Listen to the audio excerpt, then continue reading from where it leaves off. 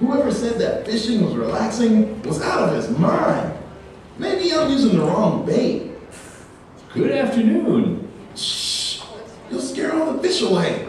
I'd say the fish are already scared away. Doesn't look like you've been catching much. That's the understatement of the year. This has to be the most frustrating thing I've ever done in my life. I can't believe I let my buddies talk me into taking up fishing. They said it would help me relax, calm my nerves and all. What a joke! I don't suppose you have any pointers for me. I'm afraid I'm not very good at catching fish myself. I have been caught by a fish before, but that was... Wait a minute. Go back just a second. Did you say you were caught by a fish? Yep. But that was a long, long time ago. I've heard of men catching fish, but never a fish catching a man. You must be a really lousy fisherman. Well, I wasn't fishing. I was floating out in the middle of the sea when a giant fish swallowed me.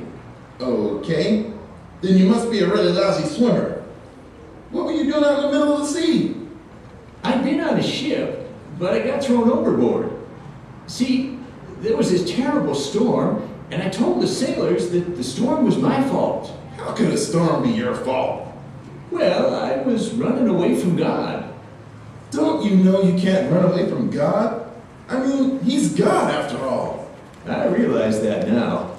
God told me to go to Nineveh to tell the people there about Him. God said that He would destroy the city if they didn't repent. But I didn't want to go to Nineveh. I thought all the people in Nineveh were just lousy, nasty sinners that deserved whatever punishment they got. Hey, watch it! I was born in Nineveh. I'm sorry. I don't feel that way anymore. Well, good. So you mean to tell me that even though God told you to go to Nineveh, you decided not to? That's right. I got on a boat and headed the other direction. That's when the storm came. So there you were, stuck in a fish's belly. What was that like? It was dark and cold and wet. But the worst thing was the smell. If you think fish smell bad on the outside, you should take a whiff from the inside. Ew, stop. You'll make me sick. That's exactly what happened to the fish. He got sick. I spent 3 days and nights praying inside the fish's stomach, until finally the fish got tired of me jumping around inside and spit me out. After that, I headed for Nineveh as quickly as I could. That's using your head. I told the people there about God, and they repented. God decided not to destroy the city after all.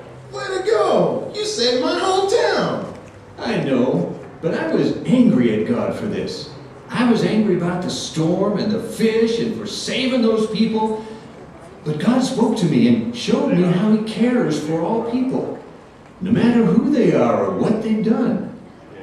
Now I wish I had done what God told me in the first place. At least that way, you wouldn't have had to smell the inside of a fish's stomach. That's true. Well, I'm sorry to have disturbed you. I'll let you get back to your fishing. That's okay. Now that I know that there are fish out there that can catch people, Jonathan, you're singing. I think I'll take up bird watching instead.